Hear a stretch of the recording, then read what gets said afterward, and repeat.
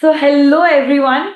आपके स्क्रीन के सामने जो लड़का नजर आ रहा है उसका नाम है मिस्टर अंश and he has scored all over India rank 28। एक बार जोरदार तालियां अंश के लिए, क्या बात है। हु। और रैंक 28 तो उसने पाया ही है। Along with that he has also scored 70 marks in law. Law में आप लोग जानते हो कि स्कोर करना काफी डिफिकल्ट रहता है, काफी चैलेंजिंग सब्जेक्ट रहता है। बट लॉ जैसे थ्योरेटिकल सब्जेक्ट में अंश ने 70 स्कोर किया है। तो इस इंटरव्यू में हम काफी सारी बातें अंश से सीखने वाले हैं कि कैसे अच्छा स्कोर करना चाहिए in this paper of law. और स्पेशली सबसे बड़ा प्रॉब्लम बच्चों को जो आता है that is one day before the examination, क्योंकि आप लोग तो जानते हो सीए के लॉ का सिलेबस जो है वो पहाड़ जितना है और समय तो 1.5 दिन का ही मिलता है। तो ये 1.5 दिन में कैसे सब कुछ कवर करना है, अंश की अपनी खुद की क्या स्ट्रैटेजीज थी one day before preparatory leave में, ये सारी चीजें जो है हम अंश से समझने वाले हैं। पहली बात तो अंश, बहुत बहुत बधाई आपको भी, आपके घर वालों को भी। वंडरफुल स्कोर, रैंक, इतने कम बच्चे, मतलब फाउंडेशन और फाइनल से भी कम पासिंग परसेंटेज जो था वो सीए इंटर का था, उसमें आप पास हुए। पास नहीं, उसमें आपको रैंक आया है और वो भी all over India rank 28। Fabulous. I am sure you deserve this rank. आपने बहुत मेहनत, काफी सारी सैक्रिफाइसेस किए होंगे। कूडोज टू यू बेटा, बहुत बहुत बधाई आपको। कैसा थैंक महसूस यू सो कर मच मैम। मैम, ये फीलिंग एक्सप्रेस तो की ही नहीं जा सकती, क्योंकि वो जो हमारी 10 महीने की जो भी मेहनत होती है वो एक दिन रिजल्ट आने के बाद उसको वो सारी वर्थ इट हो जाती है, तो क्या बात इसको एक्सप्रेस करना इज नॉट पॉसिबल। है। आपके चेहरे की जो स्माइल है बेटा वो काफी कुछ कह रही है। I can feel the happiness. मुझे ऐसा लग रहा है मैं ही एग्जाम क्लियर हो गई हूँ।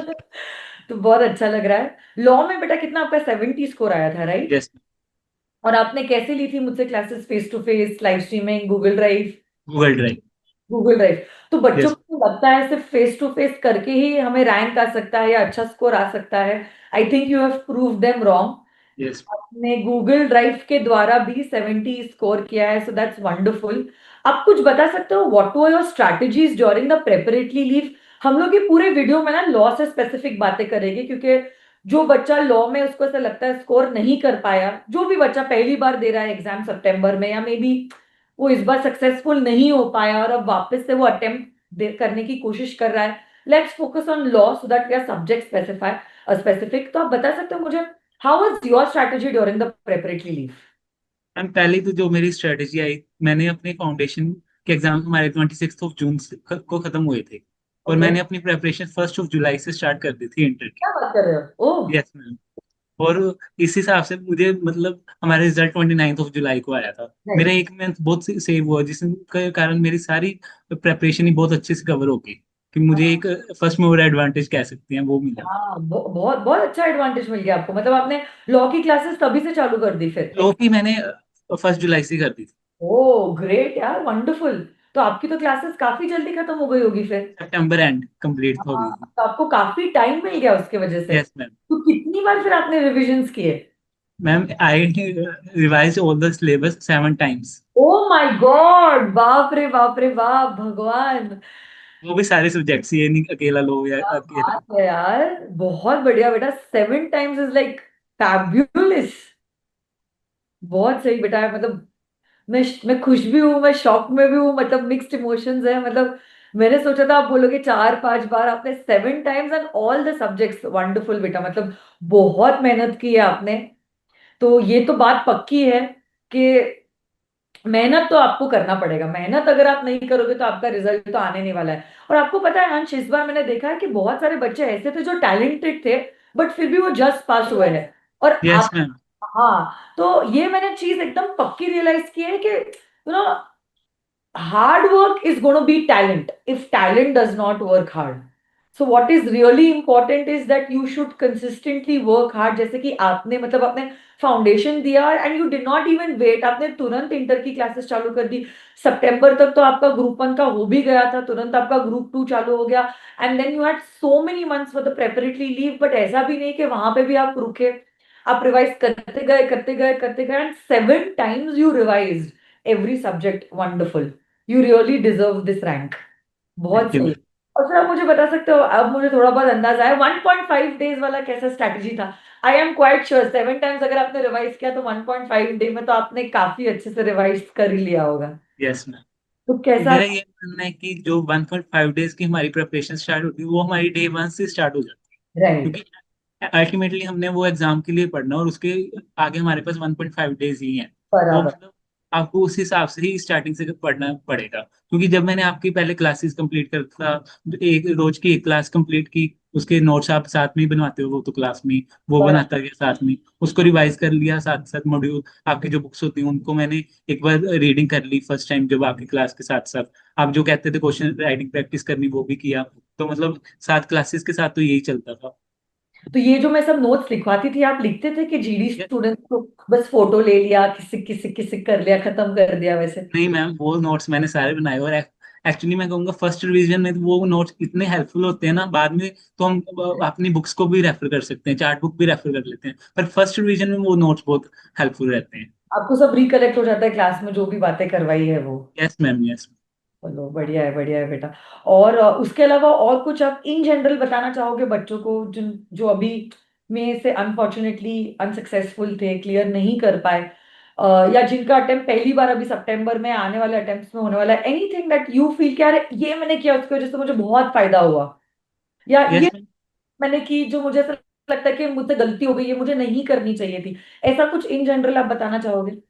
मैं, एक तो यही है कि आपको ना अपने पहले तो सिस्टमेटिक प्लान होना चाहिए आपका, कि अपनी क्लासेस हम इस टीचर से ले रहे हैं, हमारी ये क्लासेस यहाँ तक कंप्लीट हो जाएंगी तो हमारे पास कितना टाइम पीछे बचता है, हम रिवीजन इनफ हो सके हमारी, क्योंकि अगर हम रिवाइज नहीं करेंगे उसका कोई बेनिफिट नहीं है, क्योंकि बाद में क्योंकि इतने ट्रिकी पॉइंट्स पे इंस्टीट्यूट क्वेश्चंस पूछते हैं कि हम नहीं कर पाते एग्जाम में, अगर हमने सफिशिएंट नंबर ऑफ रिविजन नहीं किए।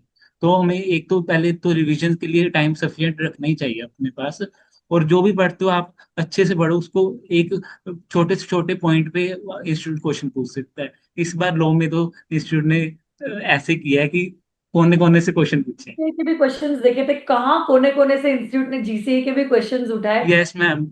एक्सपेक्ट किया था कि इसके ऊपर इंस्टीट्यूट क्वेश्चन बना सकता है, उसके ऊपर इंस्टीट्यूट ने क्वेश्चन बनाया है। तो I think everything has to be done that too in detail. Shortcut का रास्ता आपको बिल्कुल नहीं अपनाना है। शॉर्टकट का रास्ता आप अपनाओगे, आप क्लास में खुश रहोगे, तब आपको मजा आएगा, बट लेटर ऑन तो you will have to suffer it. Yes ma'am. Don't do that. सब कुछ डिटेल में करो, कुछ ऑप्शन में मत रखो। बहुत सारा आप स्ट्रेटजीज बनाओ, टाइम टेबल बनाओ, अच्छे से क्लासेस कंप्लीट करके आप जितने रिविजन्स कर सकते हो, आई थिंक मैंने अंश आपसे यही सीखा है, आप उतने रिविजन्स करो, क्योंकि वही आपको कॉन्फिडेंस देगा in the coming examination, and that will really be helpful one day before the examination also, है ना? Yes ma'am. और अंश, एक बात मैं पूछना चाहती हूँ, आप आपके जूनियर्स को मेरे बारे में रेकमेंड करोगे या नहीं? सर मैं ऑलवेज ही करता हूँ, करूंगा नहीं, करता ही हूँ, अभी ही करता हूँ मैं। Thank you thank you. चलो बहुत। हाँ। बिकॉज आपकी जो कंसेप्चुअल क्लैरिटी आप प्रोवाइड करते हो स्टूडेंट्स को वो अमेजिंग है, उसको वो कई टीचर्स ऐसा नहीं करते, बहुत सारे नहीं करते, पर आप करते हो वो चीज। बहुत तो अच्छा लगा ये बात सुन के। हमें अपनी प्रिपरेशन में वो चीज दिख भी जाती है, और आपकी बुक्स इतनी अच्छी हैं, सारी A to Z कवरेज है उसमें, और स्पेशली चार्ट बुक मैं मेंशन करना चाहूंगा, वो तो बेस्ट है मैम, वैसी चार्ट बुक किसी की नहीं होगी जैसे आपकी है, सारा कुछ कवर है। इवन कि मैंने अपनी फर्स्ट और सेकंड रिवीजन के बाद मैंने चार्ट बुक पे ही स्टिक करता था मोस्ट ऑफ द थिंग्स के लिए, बट मैंने कुछ कुछ पॉइंट्स के लिए आपकी मेन बुक से रेफर की थी, और साथ में आपके नोट्स, ये आपके नोट्स और चार्ट बुक ये बेस्ट कॉम्बिनेशन था मेरे लिए तो। थैंक यू बेटा, thank you so much. And what about the question bank, जिसमें मैंने आरटीपीस, पास्ट पेपर क्वेश्चंस और स्टडी मटेरियल के सारे क्वेश्चंस भी मैंने किए, वो सब भी आपने सॉल्व किए थे? यस मैम, मैंने सारे क्वेश्चंस लिख लिख के हर मतलब ईच एंड एवरी क्वेश्चन मैंने एक बार लिख के प्रैक्टिस किया ओ, होगा। That's nice, that's nice. रोज के मैं 2 क्वेश्चंस करता था, जैसे आप कहते हो क्लास में रोज के, जब आपकी रिवीजन स्टार्ट हो जाए आपको 2 क्वेश्चन करनी है, वो मैं रोज करता था। कैसे करते थे आप? वंडरफुल यस बेटा। मैम। बहुत अच्छा लगा मुझे आपसे बात करके, और जो आपने मेहनत की है that is really appreciable, and I wish you all the best for your future also, CA final के लिए भी, आर्टिकलशिप के लिए भी, आपके फ्यूचर एंडेवर्स के लिए। गॉड ब्लेस यू बेटा। Thank you so congratulation much ma'am. Again, thank you बेटा।